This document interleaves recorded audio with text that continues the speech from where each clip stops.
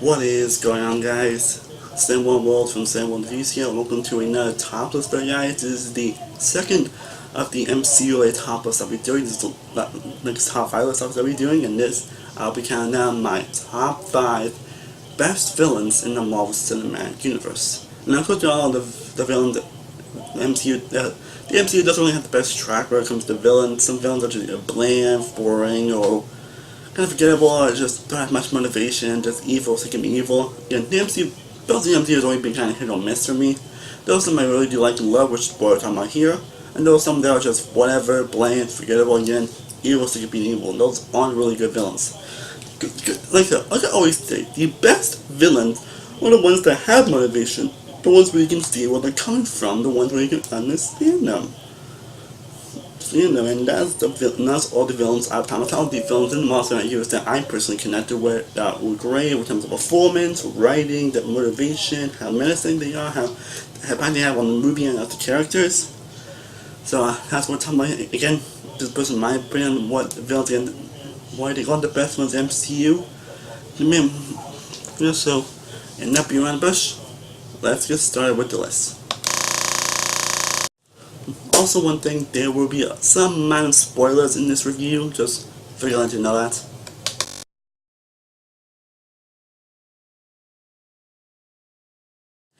Kicking off the list at number 5, the Vulture from Spider-Man Homecoming.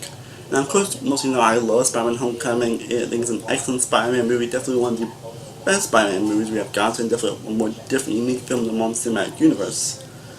My only concerns going into this film was the villain, the Vulture. I mean, I do love Michael Keaton as an actor. Who doesn't love Michael Keaton as an actor? Who doesn't love Michael Keaton as an actor? But I was a little bit worried that he's going to be a generic Marvel villain and all that. But this film, he actually wasn't. He was a very complex character. He had reasonable motivations, and the film really pretty much gives his motivation as basically he ended up losing a lot of stuff because of the Avengers and all that stuff. That's why he is the Vulture in the first place, which is something that you can really connect with, you can understand where it's coming from, why he doesn't actually want to destroy or rule the world or anything. He wants to do something different, which is something I really appreciate. Michael Keaton really plays his character interesting, and there's a twist with him that really was great. And honestly, kind of didn't see coming. Yeah, the Vulture is a really great, well-developed, interesting, and compelling villain. Definitely one of the best in the MCU.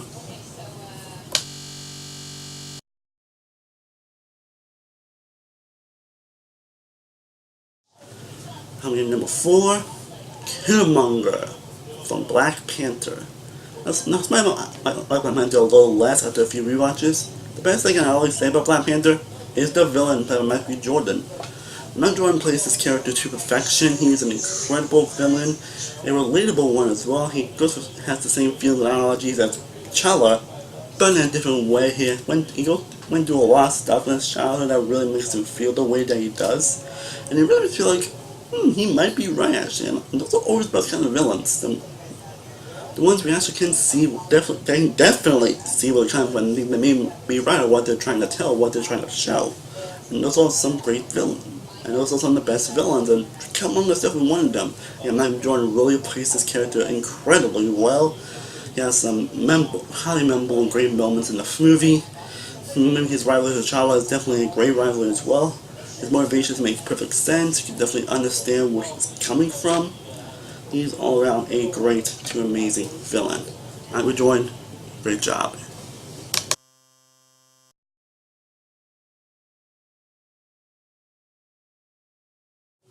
And number 3, Loki.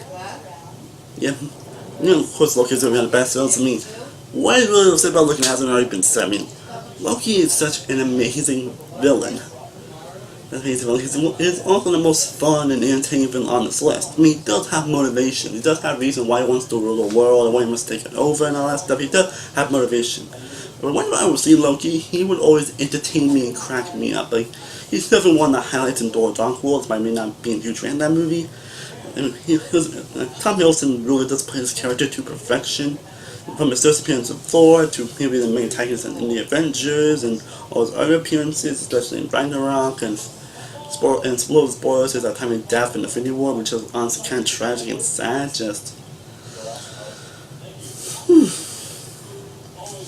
yeah, he's very menacing, fun, really evil, and entertaining. Has a lot of moments that really make you laugh, and he's one of those villains that you can't hate. He just has so much charisma and energy to him that you really can't hate Loki. His Punisher of Thor is also one of the highlights of the films that he's in. And Loki is just a great and amazing villain with so still being fun, entertaining, but he still has the emotion and the motivations that you expect from a great villain. Loki, you will be missed.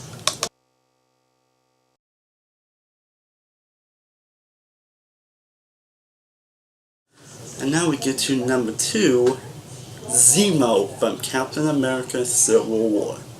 This is honestly probably the most underrated villain in the Marvel Cinematic Universe, without question. Like, not a lot of people I know really do truly praise Zemo as the amazing villain. Yes, I mean, sure his plans are kind of like on circumstance, but they do end up working. And again, like most free villains, he has motivation, he has reasonings for why he's doing what he's doing. He does have a good place in Captain America Civil War. And I always say this huge praise on Zemo. He's a villain that actually succeeded in what he was doing. He actually tore the Avengers apart. He succeeded and he won what he was trying to do. And like I always say, when can we ever see that in a film? I will get into that a little bit later. But when can we actually see a movie where the villain actually wins and actually succeeds in that plan? Because Zemo does have a great backstory, does have reasons of why he's doing what he's doing. It really does make you can sympathize with his character. Daniel Ballou, I believe how he pronounced his name, did an amazing job with this character. He does have some great and charming moments. Again, he succeeds with his plan. I don't keep saying it, but again, when can we actually see that in a villain nowadays? Again, we'll get into that later, but he really succeeds in turning the Avengers apart, and his actions still have repercussions on these characters. So Zemo really is a shining example of an amazing villain. He's a very underrated one as well. He would have been number 1 if it wasn't for another Senate villain.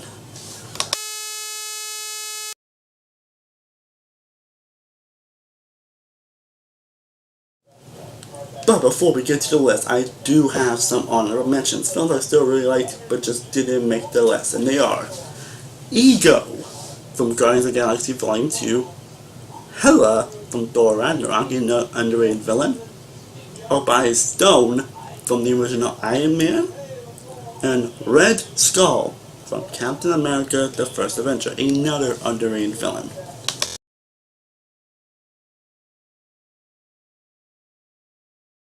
Now without question we get to what is not only the best villain in the Marvel Cinematic Universe, but one of the best comic book villains ever made, and that is Thanos from Avengers Infinity War. This is a character that has been building up since pretty much the universe started. Like, ever since his first appearance in the Avengers, he's been pretty much been built up. He's a villain that's been built up, so it definitely had to pay off when he finally appeared in Infinity War.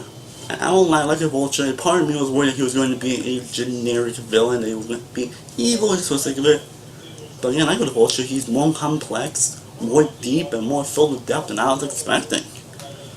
Like, unlike most villains, he actually feels emotions. He actually does feel emotions. He knows what he's doing isn't right, but he knows he must do it. Especially when he kills off his daughter Gamora. But he actually does feel bad. He actually feels emotion. He actually feels terrible that he actually killed her. No, like, he doesn't want to do it, but he knows he had to. Actually, like, that is true human. He's very human as well, but not actually looking a little human. And again, he also has motivations that really make you sympathize and actually think, he actually may be right, actually. Josh Brolin plays his character to perfection, because everything a great and amazing villain should be. He really brings it to A game.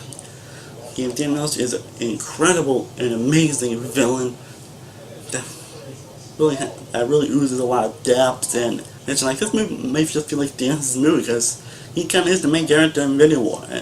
he really proves how great and missing a villain he really is. All of those reasons is why Thanos is without question the best villain in the Marvel Cinematic Universe. Well guys, I hope you enjoyed my top 5 best villains in the Marvel Cinematic Universe. And let me know in the comments down below, what are your top 5 best MCU villains? What is your list? Or what do you think is the best MCU villain? Let me know in the comments down below. I would love to know your thoughts down below. And stay tuned, I have a lot more videos. I have a lot more of these lists coming my way. Like, I've been so into making all these lists lately. I don't know why, but they just seem pretty fun actually. But yeah, I will have more videos coming your way. I have a movie on the DC anime movie coming very soon, and in your Thursday or Friday, around Friday or Saturday, I will have my Pixar ranking where I rank all 20 Pixar movies from worst to best. And I'm not sure if I'm going to be live streaming tomorrow night on Team My Spider-Dragon walkthrough. I'm going to, it depends on how I feel, but I'll let you guys know if that happens, if I don't do streaming. As always, thank you guys so much for watching, I truly appreciate it. Again, if you have left any questions you have for my 300 Q&A, which is coming out Monday, be sure to leave the comments down below. And if you have any questions you want to ask me about literally anything. And thank you guys so much for watching, really do appreciate it. If you haven't, be sure to like this video, be sure to share, be sure to subscribe, be sure to follow all my social media sites, all in the description down below. I am Stardust-oneworldreviews from Stardust-oneworldreviews here. I will see you guys next time. Let's stay Korea. Peace.